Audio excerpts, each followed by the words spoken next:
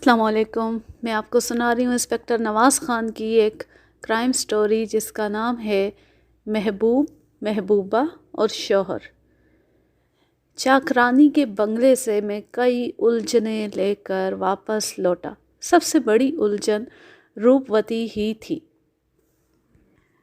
چاکرانی یوں تو بھلا مانس شخص نظر آتا تھا، لیکن یہ سمجھ نہیں آ رہی تھی کہ کسی اچھے ڈاکٹر سے بیوی کا علاج کرانے کی بجائے وہ اسے یہاں کیوں لے آیا. جہاں تک میرا اندازہ تھا، روپوتی نے بنگلے کی کسی کھڑکی سے میری جیپ دیکھ لی تھی، اور یہ جیپ دیکھنے کے بعد ہی اس نے بالائی منزل پر اودم مچانا شروع کر دیا تھا. وہ کسی نہ کسی طرح مجھ پر اپنا آپ ظاہر کرنا چاہتی تھی. اس کی پہلی 2 کوششیں ناکام رہیں، لیکن تیسری کوشش میں وہ کھڑکی کا شیشہ توڑنے اور میرے سامنے آنے میں کامیاب رہی. گوبند کے سوالیہ نشان کا جواب ڈھونڈتے ڈھونڈتے ایک اور سوالیہ نشان سامنے آ گیا. روپوتی کون تھی؟ اگر واقعی اسے شراب نے پاگل کر رکھا تھا تو وہ کیوں شراب پیتی تھی اور اپنی پھول جیسی جوانی کو کیوں زہر سے سینچ رہی تھی؟ میں نے بلال شاہ کے علاوہ اپنے 2-3 مزید مخبروں کو اکٹھا کیا اور ان کی ڈیوٹی لگائی کہ وہ چاکرانی اور روپوتی کے بارے میں زیادہ سے زیادہ معلومات اکٹھی کریں اور بڑی احتیاط کے ساتھ چاکرانی کی نقل و حرکت پر بھی نگاہ رکھیں. مخبروں نے 3-4 روز کی بھاگ دوڑ میں مختلف سریوں سے جو کچھ معلوم کیا، اس کا خلاصہ یوں ہے.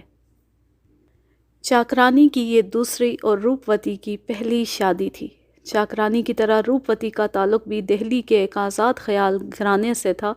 وہ تھیٹر میں اداکاری کے علاوہ رقص بھی پیش کرتی تھی اور بعض اوقات گانا بھی گاتی تھی. تھیٹر دیکھنے والے شائقین کی بہت بڑی تعداد روپوتی کی دیوانی تھی اور نوجوان اس کے لیے ٹھنڈی آہیں بھرتے تھے.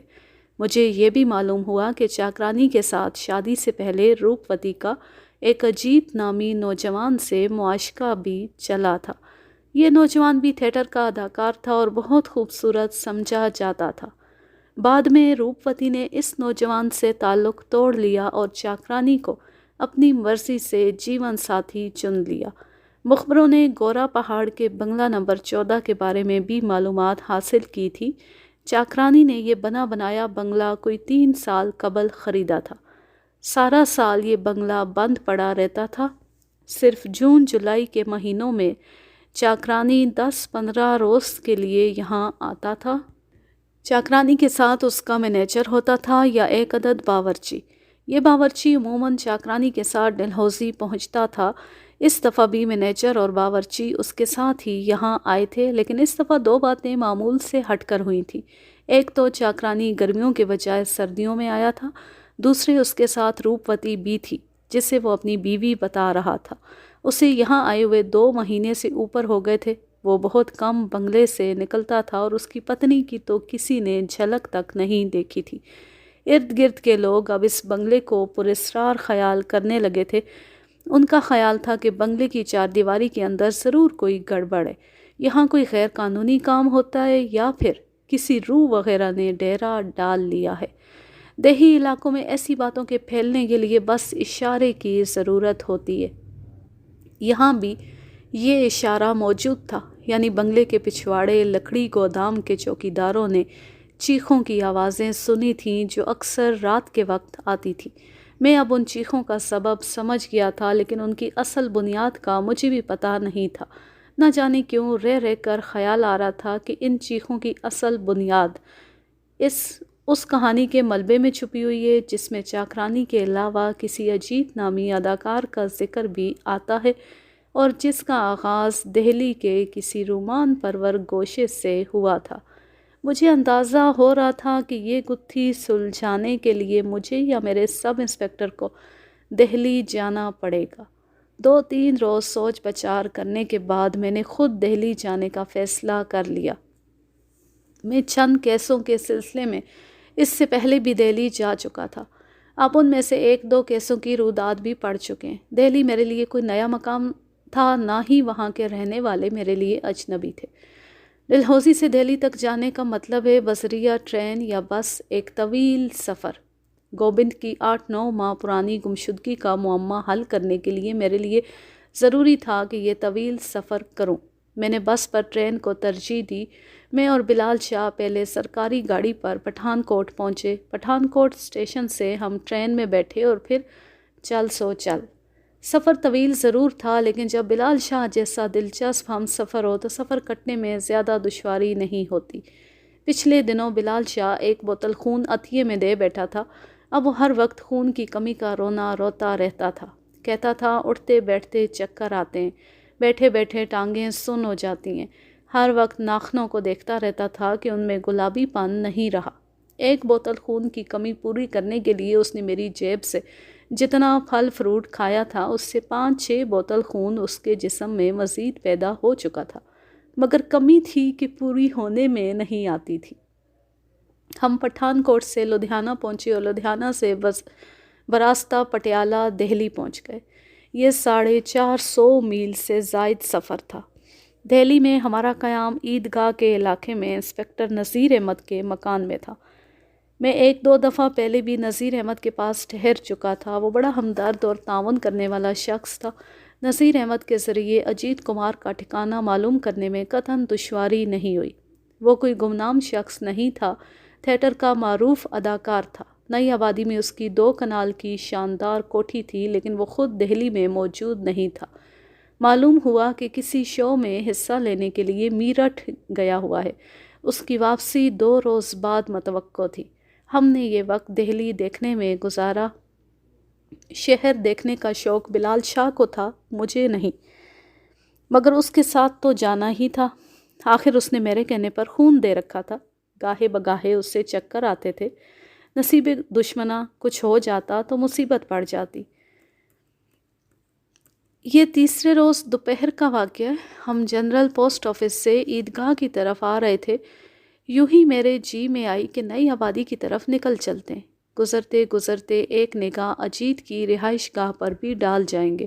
اگر وہ واپس آ چکا ہے تو اس کی گاڑی پورچ وغیرہ میں کھڑی نظر آ جائے گی۔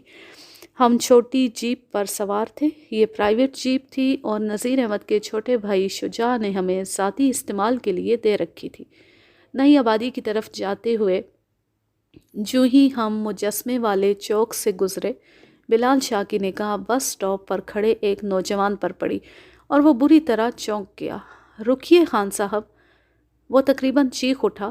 اس کی انگلی بس سٹاپ کی طرف اٹھی ہوئی تھی۔ غیر ارادی طور پر میں نے بریک پیڈل دبا دیا اور مختصر سی جیپ لہراتی ہوئی سڑک کے کنارے رک گئی۔ یہ گوبند ہے، بلال شاہ نے دھماکہ خیز انکشاف کیا۔ میں نے غور سے دیکھا۔ 19-20 سالہ وہ لڑکا ابھی بس سے اترا ہی تھا اور سٹاپ کے سامنے کھڑا ارد گرد کا جائزہ لے رہا تھا۔ جیپ ایک دم رکی تھی، اس لیے کچھ دوسرے لوگوں کی طرح وہ بھی ہماری طرف دیکھنے لگا۔ یکا یک میں نے اس کے چہرے پر زلزلے کے آثار محسوس کیے۔ یہ آثار مجھے اور بلال شاہ کو پہچاننے کے بعد نمودار ہوئے تھے۔ اس کا منہ کھلا تھا اور وہ آنکھیں پھاڑے ہماری طرف دیکھ رہا تھا۔ پھر ایک دم وہ بھاگ اٹھا۔ پکڑیں اسے! بلال شاہ نے چلا کر کہا۔ میں نے تیزی سے جیپ کو یو ٹرن دیا اور وہ کمان سے نکلے تیر کی طرح لڑکے کی طرف لپکی۔ لڑکے نے اندھا دھند بھاگتے ہوئے سڑک کراس کی اور ایک بغلی راستے میں داخل ہو گیا۔ یہ 1 وے کی خلاف ورزی تھی، مگر اس خلاف ورزی کے سوا چارہ نہیں تھا۔ میں نے لڑکے کا تعاقب جاری رکھا۔ کئی گاڑیوں کے پہیے چرچرائے اور ان کے ڈرائیور خشمگین نگاہوں سے ہمیں گھورنے لگے۔ جو ہی میں نے لڑکے کو ایک تنگ گلی میں داخل ہوتے دیکھا، جیپ روک کر نیچے چھلانگ لگائی۔ یہ اینٹوں کے فرش والی پختہ گلی تھی، دونوں طرف رہائشی مکانات تھے۔ لڑکا جس کا نام بلال شاہ نے گوبند بتایا تھا، تیزی سے بھاگا چلا جا رہا تھا۔ وہ گوبند ہی تھا، کیونکہ اسی طرح بھاگ رہا تھا جس طرح ایک دوڑنے والے کھلاڑی کو بھاگنا چاہیے۔ اپنی تمام تر تیز رفتاری کے باوجود شاید میں اسے پکڑ نہ سکتا، لیکن ایک ریڑھی باندھ فرشتہ رحمت ثابت ہوا۔ وہ اچھے ڈیل ڈول کا ایک سبزی فروش تھا۔ میں وردی میں تھا، لہٰذا میرے آگے لگ کر بھاگنے والے کو مشکوک جان کر وہ اس کے راستے میں آ گیا۔ اس نے اپنی ریڑھی اس طرح گوبند کی ٹانگوں میں ماری کہ وہ ریڑھی کے اوپر سے ہوتا ہوا پشت کے بل فرش پر آ گرا۔ اس سے پہلے کہ وہ اٹھنے کے بعد دوبارہ رفتار پکڑتا، میں اس کے سر پر پہنچ چکا تھا۔ میں نے اسے دھکا دیا اور وہ اٹھتے اٹھتے ایک بار پھر زمیں بوس ہو گیا۔ میں نے اس کے جبڑے پر 2 زوردار مکے رسید کر کے اس کی ساری تن فن ختم کر دی۔ ایک دم وہاں مجمع لگ گیا۔ ان میں عورتیں، بچے، مرد سب شامل تھے۔ بلال چابی ہانپتا کانپتا موقع پر پہنچ چکا تھا اور حیرت سے گوبند کی طرف دیکھ رہا تھا۔ بات تھی بھی حیرت کی۔ یہ لڑکا پچھلے 8-9 ماہ سے گم تھا۔ ہم سب کا خیال تھا کہ وہ قتل ہو چکا ہے یا کسی کی حبس سے بے جا میں ہے۔ ہم اس کا کھوج لگانے نکلے تھے، لیکن وہ ہمیں دیکھ کر یوں بھاگا جیسے موت کے فرشتوں کو دیکھ لیا۔ موقع پر موجود لوگ ہم سے پوچھ رہے تھے کہ یہ کون ہے اور اس نے کیا کیا ہے۔ ہم کیا کہہ سکتے تھے؟ ہمیں خود معلوم نہیں تھا کہ اس نے کیا کیا۔ جان چھڑانے کے لیے ہم نے لوگوں سے گول مول بات کی اور گوبند کو لے کر جیپ میں آ بیٹھے۔ منظر انسپکٹر نذیر احمد کے گھر کا تھا۔ نذیر احمد بھی گھر ہی میں موجود تھا۔ گوبند مجرموں کی سی صورت بنائے ہمارے سامنے بیٹھا تھا۔ میرے مکے سے اس کا زہری ہونٹ پھٹ گیا تھا اور خون اس کی ٹھوڑی کو رنگین کر رہا تھا۔ وہ لرزاں آواز میں بولا، میں بے گناہ ہوں انسپکٹر صاحب، مجھے اپنے دفاع میں گولی چلانا پڑی تھی۔ ایسا نہ کرتا تو وہ مجھے جان سے مار دیتا۔ گوبند کے لب و لہجے سے اس کا ناڑی پن ظاہر ہو رہا تھا۔ کوئی پختہ کار مجرم ہوتا تو بغیر ہمارے پوچھے ایسی بات زبان پر نہ لاتا، بلکہ گدھے کی طرح مار کھا کر بھی چپ رہتا۔ جو بات گوبند نے کہی تھی اس سے صاف نتیجہ نکلتا تھا کہ وہ کسی شخص کو زخمی یا ہلاک کر چکا ہے، اور ہم سے ڈر کر بھاگنے کی وجہ بھی یہی تھی۔ میں نے اندھیرے میں تیر چلاتے ہوئے کہا، ریوالور اب کہاں ہے؟ وہ میں نے وہیں بنگلے کے پچھواڑے پھینک دیا تھا۔ ایک اور بات کا پتہ چل گیا۔ گوبند کے ہاتھوں کسی کے ہلاک یا زخمی ہونے کا واقعہ گورا پہاڑ پر ہوا تھا، اور عین ممکن تھا کہ اسی بنگلے میں ہوا ہو جہاں چاکرانی رہائش پذیر تھا، یعنی 14 نمبر کا وہ الگ تھلگ بنگلہ جہاں مخبوط الحواس روپ وتی سے میرا سامنا ہوا تھا۔ میرا یہ قیافہ درست ثابت ہو رہا تھا کہ شاہی رابندر ناتھ چاکرانی، بنگلہ نمبر 14 اور گوبند میں کوئی گہرا تعلق ہے۔ میں نے اپنی گفتگو سے گوبند کو یہ باور کرایا کہ اس کے جرم کی بیشتر تفصیلات مجھے معلوم ہیں اور میں اس کی گرفتاری کے لیے ہی دہلی آیا ہوا ہوں۔ گوبند پوری طرح اس گفتگو کے جال میں پھنس گیا اور اس نے 1-1.5 گھنٹے کے اندر وہ سب کچھ مجھے بتا دیا جو شاید ہم کئی دنوں میں بھی نہ پوچھ سکتے۔ گوبند نے میرے اور انسپکٹر نذیر کے سامنے ایک طویل بیان دیا۔ اس بیان میں اس نے اپنی گمشدگی اور گزشتہ 9 ماہ کے حالات کے بارے میں جو کچھ بتایا، اس کا خلاصہ یوں ہے۔ گوبند کے بیان کے پہلے حصے سے کافی حد تک شاہی کے بیان کی تصدیق ہوتی تھی، یعنی ان دونوں کے درمیان ایک سودا ہوا تھا جس کے مطابق دوڑ میں پہلے 2 نمبر چھوڑ دینے پر شاہی نے گوبند کو کچھ رقم دینا تھی۔ اب اس رقم کے بارے میں اختلاف تھا۔ شاہی نے بیان دیا تھا کہ اس سودے میں گوبند سے 5,000 طے ہوا تھا، جبکہ گوبند کا کہنا تھا کہ شاہی نے سیٹھ سے کم از کم 15,000 روپیہ لیا تھا اور اس میں سے 10,000 اسے دینے کا وعدہ کیا تھا۔ یہ ان دنوں ایک بہت بڑی رقم تھی اور اس کے سلسلے میں بڑے سے بڑا تنازع کھڑا ہو سکتا تھا۔ گوبند نے اعتراف کیا کہ وہ شاہی سے نوٹ چھین کر بھاگا تھا اور بعد ازاں ان دونوں میں ہاتھا پائی ہوئی تھی۔ اس نے کہا کہ شاہی نے اس کے سر پر پتھر مارا تھا اور جب وہ بے ہوش ہو کر کھائی میں گر گیا تو وہ اس کی مٹھی سے رقم نکال کر چلتا بنا۔ گوبند نے بتایا کہ وہ قریباً آدھے گھنٹے بعد ہوش میں آیا تھا۔ اس کے سر سے بہنے والا خون لوتھڑوں کی صورت میں اس کے چہرے اور سینے پر جمع ہوا تھا۔ وہ بمشکل اٹھ کر بیٹھ سکا تھا۔ چاروں طرف سنسان درخت تھے جن میں سے ٹھٹری ہوئی ہوا سیٹیاں بجاتی گزر رہی تھی۔ اس کی ٹانگیں جیسے بے جان ہو چکی تھیں۔ وہ بڑی دشواری سے گھسٹتا ہوا برفاب کھائی سے باہر نکلا اور اپنی بنیان پھاڑ کر سر پر پٹی باندھنے کی کوشش کرنے لگا۔ دفعتاً اسے بری طرح چونکنا پڑا۔ ایک ہلکی سی نسوانی چیخ سنائی دی۔ اس کے ساتھ ہی کسی کے بھاگتے قدموں کی آہٹ ابھری۔ وہ ایک درخت کا سہارا لے کر کھڑا ہو گیا۔ اس نے قریباً 100 گز کے فاصلے پر ایک خوبصورت لڑکی کو دیکھا۔ وہ سرخ ریشمی لباس میں تھی اور کسی سے بچنے کے لیے تیزی سے بھاگی جا رہی تھی۔ پھر گوبند کو وہ لوگ بھی نظر آ گئے جن سے بچنے کے لیے وہ بھاگ رہی تھی۔ وہ 4 افراد تھے، ان میں سے 2 کے ہاتھ میں خودکار رائفلیں بھی تھیں۔ بھاگنے والوں میں سب سے آگے ایک خوش پوش توانا شخص تھا۔ وہ بھاگنے کے ساتھ ساتھ دھمکی آمیز لہجے میں لڑکی کو رکنے کا حکم بھی دے رہا تھا۔ گوبند اسے دیکھ کر، اس کی آواز سن کر حیران رہ گیا۔ وہ سٹیج کا بنگالی اداکار چاکرانی تھا۔ چاکرانی ایک معروف شخص تھا اور اسے بہت سے لوگ جانتے تھے۔ گوبند کو بھی معلوم تھا کہ نیچے گورا پہاڑ کی طرف چاکرانی کا ذاتی بنگلہ ہے اور وہ کبھی کبھار وہاں رہنے کے لیے آتا ہے۔ فوری طور پر اس کی سمجھ میں کچھ نہیں آیا کہ چاکرانی اس لڑکی کے پیچھے کیوں ہے اور کیوں غصے میں اس قدر بھڑکا ہوا ہے۔ کھائی سے قریباً 40 گز دوری پر چاکرانی نے خوبصورت لڑکی کو جا لیا اور بالوں سے پکڑ کر اس زور کا جھٹکا دیا کہ وہ چلا کر ڈھیر ہو گئی۔ چاکرانی بھوکے جانور کی طرح اس پر ٹوٹ پڑا۔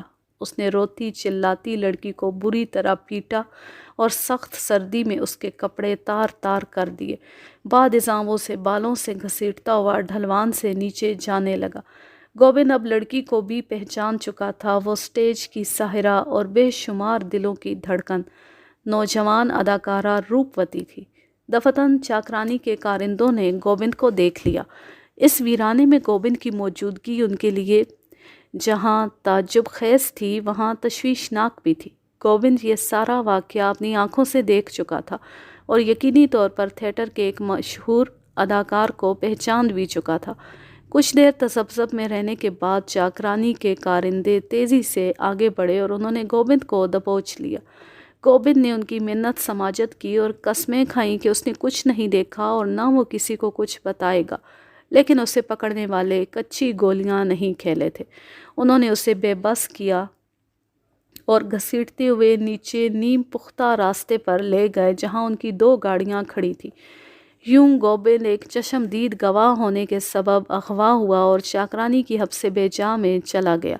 چاکرانی کے بنگلے میں اسے ملازمین کی ایک کوٹری میں ڈال کر باہر سے تالا لگا دیا گیا۔ ایک مسلح چوکیدار ہر وقت اس کے ارد گرد رہتا تھا اور خاص ضرورت کے تحت ہی گوبند کو کوٹری سے باہر نکالا جاتا تھا۔ غالباً چاکرانی کو سمجھ نہیں آ رہی تھی کہ اس کا کیا کرے۔ گوبند کو قتل کرنے کی ہمت اس میں نہیں تھی اور وہ اسے آزاد بھی نہیں کر سکتا تھا۔ وہ اس کی قید کو طول دیتا چلا گیا۔ اس قید میں رہتے ہوئے گوبند کو یہ معلوم ہو چکا تھا کہ روپوتی بنگالی اداکار چاکرانی کی پتنی ہے۔ میاں بیوی میں کوئی سخت تنازع چل رہا ہے اور وہ لڑتے جھگڑتے رہتے ہیں۔ گوبند مارچ میں قید ہوا تھا۔ مئی کے آخر میں چاکرانی اپنی بیوی کے ساتھ دہلی واپس چلا گیا اور اس ویران بنگلے میں گوبند 2 چوکیداروں کی نگرانی میں اپنی قید کے دن کاٹنے لگا۔ وہ ہر وقت روتا تھا اور اپنی بوڑھی ماں کو یاد کرتا تھا۔ کبھی کبھی وہ سوچنے لگتا کہ اسے اپنے کرتوتوں کی سزا ملی ہے۔ اس نے فریب کاری سے پیسہ کمانا چاہا تھا۔ نتیجے میں وہ شاہی کے ہاتھوں جان لیوا طور پر زخمی ہوا اور پھر اس قید خانے میں پہنچ گیا۔ اس نے اپنے طور پر فرار ہونے کی 1-2 کوششیں بھی کیں، لیکن بری طرح ناکام ہوا۔ نہ صرف یہ کہ اسے مارا پیٹا گیا بلکہ نگرانی بھی سخت کر دی گئی۔ اسی طرح روتے پیٹتے 3-3.5 مہینے اور گزر گئے۔ اب سردیاں آ چکی تھیں۔ ارد گرد کے تمام بنگلے سنسان ہو چکے تھے۔ ڈلہوزی کی یہ یخ بستہ ڈھلوان برف کا لبادہ پہننے کے لیے بے قرار نظر آ رہی تھی۔ ایک روز چاکرانی اپنی بیوی کے ساتھ پھر بنگلے میں آ دھمکا۔ ان 3-4 مہینوں کے دوران میاں بیوی کی ناچاکی میں مزید اضافہ ہو چکا تھا۔ روپوتی کثرت سے شراب نوشی کرنے لگی تھی اور ہفتے میں کئی بار چاکرانی سے پٹتی تھی۔ بنگلے کے اندرونی کمروں سے بلند ہونے والی یہ آوازیں گوبند کی کوٹھری تک بھی پہنچتی تھی۔ نشے میں دھت ہونے کے بعد روپوتی چاکرانی پر چیخنے چلانے لگتی تھی، یہاں تک کہ چاکرانی تشدد پر اتر آتا تھا۔ میاں بیوی میں خوب جمتی تھی اور کبھی کبھار اس ہنگامے کی آوازیں بنگلے سے باہر تک جاتی تھی۔ سردیوں کی وجہ سے یہ مختصر کالونی سنسان ہو چکی تھی، ورنہ ہر رات کا یہ ہنگامہ اڑوس پڑوس والوں کا جینا حرام کر دیتا۔ قریباً 2 ہفتے پہلے کی بات ہے کہ ایک رات گوبند اپنی تاریک کوٹھری میں بیٹھا تقدیر کے لکھے پر آنسو بہا رہا تھا کہ دروازے کی بالائی درز سے ایک لفافہ دھپ سے فرش پر آن گرا۔ گوبند نے جلدی سے لالٹین روشن کر کے لفافہ کھولا اور یہ دیکھ کر حیران رہ گیا کہ اس میں 100 کے 10 نوٹ ہیں۔ نوٹوں کے علاوہ ایک مختصر خط بھی تھا۔ یہ خط چاکرانی کی بیوی روپوتی کی طرف سے تھا۔ اس نے لکھا تھا، میں جانتی ہوں کہ میری طرح تم بھی چاکرانی کے ایک بد نصیب قیدی ہو۔ اگر تھوڑی سی ہمت کرو تو آزادی تمہارا نصیب ہو سکتی ہے۔ کل رات تمہیں اپنی کوٹری کا دروازہ کھلا ملے گا۔ تمہارا چوکیدار بھی نشے میں دھت پڑا ہوگا۔ تم دیوار پھاند کر باہر نکل جانا۔ مجھے پوری آشا ہے کہ بھگوان تمہیں کامیاب کرے گا۔ اگر کامیاب ہو جاؤ تو میرا ایک کام کر دینا۔ اس خط کے آخر میں اجیت نام کے ایک شخص کا ایڈریس لکھ رہی ہوں۔ یہ شخص دہلی کا رہنے والا ہے۔ تم یہ دوسرا خط اس تک پہنچا دینا۔ اس لفافے میں جو رقم ہے وہ تمہارے اخراجات کے لیے۔ میں اس کام کے لیے ساری زندگی تمہاری احسان مند رہوں گی۔ فقط ایک مجبور۔ خط کے عین مطابق اگلی شب کو گوبند کو اپنی منحوس کوٹری کا دروازہ کھلا ہوا ملا۔ برآمدے میں 10-12 قدم کے فاصلے پر مسلح چوکیدار چت لیٹا تھا۔ گوبند جب اس کے پاس سے گزرنے لگا تو وہ ایک دم اٹھ کر بیٹھ گیا۔ روپوتی کا دوسرا دعویٰ غلط ثابت ہوا تھا۔ چوکیدار نہ صرف ہوش میں تھا بلکہ جاگ رہا تھا۔ گوبند کے پاس اب بھاگنے کے سوا کوئی چارہ نہیں تھا۔ وہ بیرونی گیٹ کی طرف لپکا تاکہ کسی مناسب مقام سے دیوار پھاند سکے۔ چوکیدار نے چلا کر دوسرے چوکیدار کو خبردار کیا، لیکن وہ اپنی کرسی پر نیم دراز رہا اور ٹس سے مس نہیں ہوا۔ یوں لگتا تھا کہ کوٹری کے چوکیدار کی بجائے گیٹ والا چوکیدار انٹا غفیل ہو گیا ہے، یا پھر یہ ایک اتفاق تھا کہ چوکیداروں نے اپنی ڈیوٹی تبدیل کر لی تھی۔ بے ہوش چوکیدار کے قریب ہی پختہ کیبن کی دیوار سے ریوالور لٹک رہا تھا۔ گوبند نے لپک کر یہ ریوالور ہاتھ میں لے لیا۔ عقب میں آنے والا چوکیدار اب اس کے سر پر پہنچ چکا تھا۔ اس کے ہاتھ میں 2 نالی رائفل تھی جس کا رخ گوبند کی طرف تھا۔ گوبند نے جب دیکھا کہ اور کوئی چارہ نہیں رہا تو لبلبی دبا دی۔ گولی سیدھی چوکیدار کی چھاتی میں لگی اور رائفل سمیت پہلو کے بل گر گیا۔ کرسی پر نیم دراز چوکیدار پھر بھی بیدار نہیں ہوا۔ گوبند نے چھوٹے دروازے کی کنڈی گرائی اور بنگلے سے باہر نکل آیا۔ بنگلے سے فرار ہونے کے بعد وہ کئی روز مختلف جگہوں پر چھپتا رہا۔ اسے امید نہیں تھی کہ چوکیدار زندہ بچا ہوگا۔ دوسرے لفظوں میں اب وہ ایک خونی تھا۔ وہ آزاد ہو کر بھی اپنے اہل خانہ اور عزیز و اقارب میں واپس نہیں جا سکتا تھا۔ اس کا خیال تھا کہ پولیس اور چاکرانی کے ہرکارے ہر جگہ اسے ڈھونڈتے پھرتے ہوں گے۔ اخراجات کے لیے رقم اس کے پاس موجود تھی۔ اس نے سیدھا دہلی کا رخ کیا۔ بنگلے سے فرار ہونے کے بعد گوبند سے ایک گڑبڑ ہو چکی تھی۔ ایک رات کئی گھنٹے تک اسے بارش میں بھیگنا پڑا تھا۔ اس کا لباس شرابور ہو گیا تھا اور جیب میں پڑے ہوئے وہ دونوں خط بھی بھیگ کر اور گل کر بیکار ہو گئے تھے۔ اس موقع پر گوبند اپنی روداد سناتے سناتے رکا اور اس نے مجھے ان دونوں خطوں کے چند ٹکڑے دکھائے۔ ان ٹکڑوں سے صرف 2 باتیں معلوم ہوتی تھیں۔ ایک تو اجیت کمار کا نامکمل ایڈریس اور دوسرے یہ حقیقت کہ روپوتی نے اپنے پرانے شناسہ اجیت کمار کو مدد کے لیے بلایا تھا کہ وہ اس تک پہنچے اور اسے اس کے ظالم شوہر سے رہائی دلائے۔ اب گوبند اجیت کمار تک پہنچنے کے لیے اس کی کوٹھی کے چکر لگا رہا تھا۔ پہلے 2-3 روز تو اسے اجیت کا چوکیدار ہی ٹرخاتا رہا تھا۔ پھر اسے معلوم ہوا کہ اجیت کسی شو میں حصہ لینے میرٹھ گیا ہوا ہے۔ آج بھی گوبند اجیت کا پتہ کرنے نئی آبادی آیا تھا۔ وہ چاندنی چوک سے سوار ہو کر یہاں پہنچا تھا۔ ابھی بس سے اتر ہی رہا تھا کہ ہم نے دیکھ لیا۔ وہ ہمیں دیکھ کر بدک اٹھا اور سر پر پاؤں رکھ کر بھاگ کھڑا ہوا۔ گوبند کے بارے میں اب سب کچھ واضح ہو چکا تھا۔ وہ کیسے گم ہوا، اب تک کہاں رہا اور ڈلہوزی سے یہاں دہلی میں کیوں کر پہنچا۔ میری اصل جستجو گوبند کے لیے تھی اور گوبند کا کھوج لگ چکا تھا، لیکن گوبند کی وجہ سے جو ایک نیا کیس کھل گیا تھا اس کو انجام تک پہنچانا بھی میری ذمہ داری تھی۔ اس کے علاوہ چاکرانی کو سزا بھی اسی صورت میں ہو سکتی تھی جب یہ ثابت ہو جاتا کہ وہ اپنی بیوی سے ناروا سلوک کرتا تھا، اور اس سلوک کو چھپانے کے لیے اس نے گوبند کو 9 ماہ تک حبس بے جا میں رکھا اور ذہنی و جسمانی اذیتیں دیں۔ اگلے روز اجیت کمار میرٹھ سے واپس آ گیا اور ہم نے اس سے ملاقات کی۔ یہ ملاقات اجیت کے گھر میں ہوئی۔ میرے ساتھ مقامی تھانے کا انسپکٹر اصغر علی اور انسپکٹر نذیر محمد بھی تھے۔ شروع کی گفتگو میں وہ میرے ساتھ تھے، تاہم بعد میں اٹھ کر چلے گئے۔ اجیت کمار مردانہ وجاہت کا شاہکار تھا۔ روپوتی جیسی حسین و جمیل لڑکی کا ایسے مرد پر مر مٹنا سمجھ میں آتا تھا۔ محاورے کے مطابق یہ چاند سورج کی جوڑی بن سکتی تھی۔ روپوتی میں اگر نسوانی خوبیاں یکجا نظر آتی تھیں تو اجیت بھی مردانہ صفات میں کسی سے کم نہیں تھا۔ میں نے دھیرے دھیرے اجیت کمار کو اپنے ڈھب پر لانا شروع کیا۔ میں روپوتی کے ساتھ اس کے معاشقے اور پھر دوری کی کہانی اس کی زبانی سننا چاہتا تھا۔ اپنا مقصد حاصل کرنے میں مجھے دیر تو لگی لیکن ناکامی نہیں ہوئی۔ میں نے جب اجیت کو روپوتی کے خط کے ٹکڑے دکھائے تو وہ ایک دم ہکا بکا نظر آنے لگا۔ اس کی آنکھوں سے جیسے کوئی دبیز پردہ ہٹ رہا تھا۔ وہ پوچھنے لگا، یہ خط مجھے کہاں سے اور کیسے ملا؟ میں نے اسے گوبند کے بارے میں بتایا اور اس سلسلے میں دیگر ضروری باتوں سے آگاہ کیا۔ اس نے کہا، روپ کی شراب نوشی کا تو مجھے پتا تھا نواز صاحب، مگر یہ معلوم نہیں تھا کہ پتی پتنی میں ناچاکی اتنی بڑھ چکی ہے۔ بلکہ سچی بات تو یہ ہے کہ مجھے ابھی تک یقین نہیں آ رہا یہ سب کیسے ہوا۔ عام لوگوں کے سامنے تو ان دونوں کے تعلقات ایسے خراب نہیں تھے۔ اجیت صاحب جیسے بھی ہوا ہے، بہرحال یہ ہو چکا ہے۔ میں خود اس بات کا گواہ ہوں۔ روپوتی خود کو چاکرانی کے گھر میں قیدی محسوس کر رہی ہے اور کسی بھی قیمت پر اس کے چنگل سے آزاد ہونا چاہتی ہے، اور ہم انشاءاللہ اسے آزاد کرائیں گے بھی۔ لیکن اس کے لیے آپ کو بھی ہم سے تعاون کرنا ہوگا اور وہ حالات بتانے ہوں گے جن کے نتیجے میں روپوتی چاکرانی جیسے شخص کے جال میں پھنسی ہے۔ اجیت کمار نے ایک گہرا سانس لیا اور سگریٹ سلگا کر بولا، انسپکٹر صاحب، اس سلسلے میں بہت کچھ اخباروں اور رسالوں میں چھپتا رہا ہے۔ کچھ لوگوں نے مجھے بے وفا ٹھہرایا اور کچھ نے روپ کو دغا بازی کا تمغہ دیا۔ کچھ کا خیال ہے کہ میری نظر روپ کی دولت پر تھی اور کچھ کہتے ہیں کہ میں اس کی جوانی سے کھیل کر اسے چھوڑ دینا چاہتا تھا۔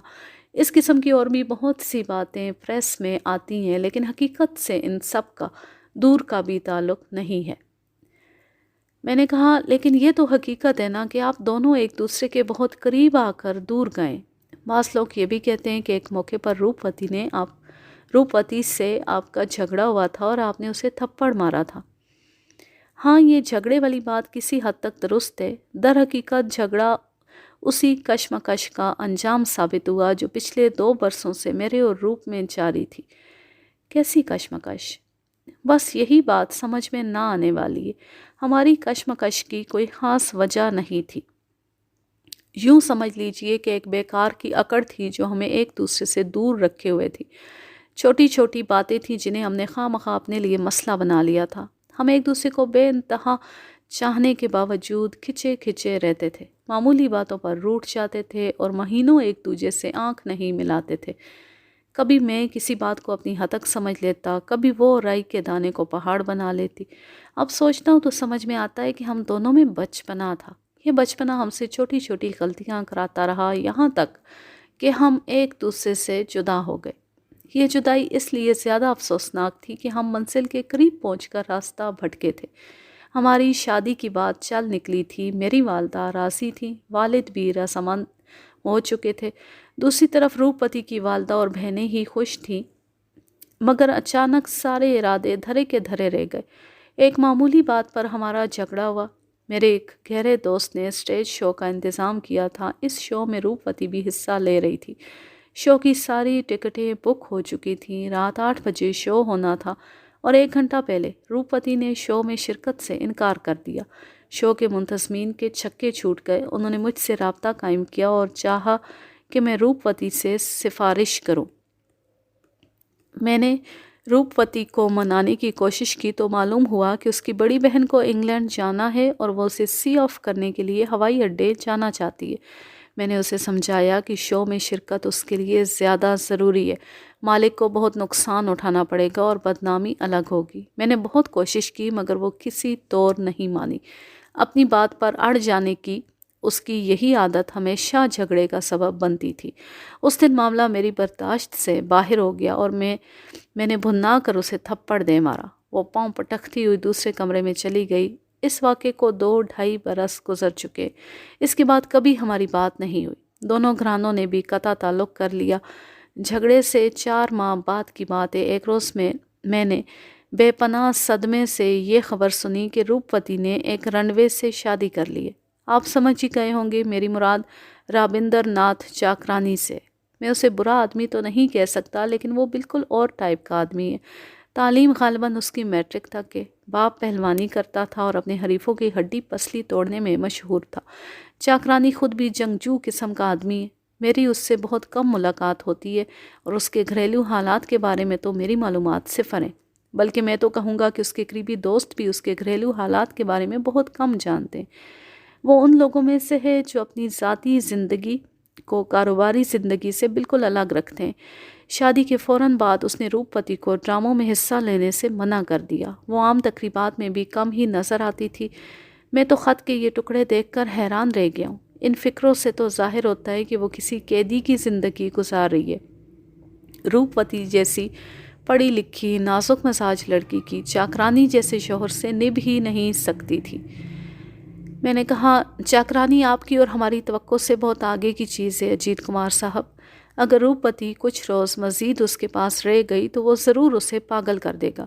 میں آپ کی بات سے پورا اتفاق کرتا ہوں کہ روپوتی نے چاکرانی جیسے شخص سے شادی کر کے غلطی کی ہے، لیکن عورت کو تو ہمیشہ سے کم عقل سمجھا جاتا ہے۔ کیا آپ کی ذمہ داری نہیں تھی کہ اسے اس گڑھے میں گرنے سے بچاتے؟